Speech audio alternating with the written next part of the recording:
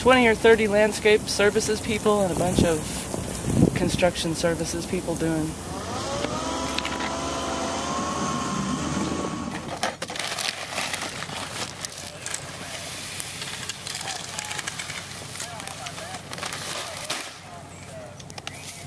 A lot of us aren't going to get to go home, so we're going to be stuck here overnight till 2. I would say if you're going to be walking anywhere, stick to the paths that are plowed and have ice melt on them, and don't try to veer off the crosswalks or anything, because we're only going to be doing primary routes.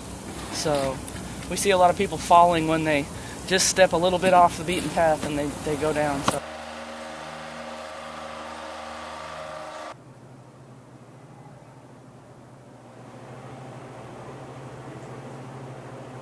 I think that keeping some of the dining halls open was a good idea, just so that people can get food if they didn't have a chance to go out to the grocery store and stuff like that.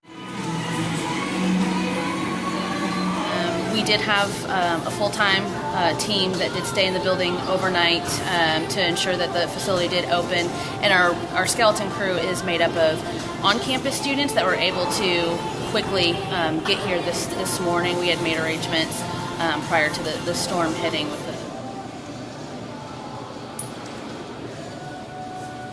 We had 30 people come in the first half hour, 45 minutes that we are open. So we have been catering to some of the students and members on campus.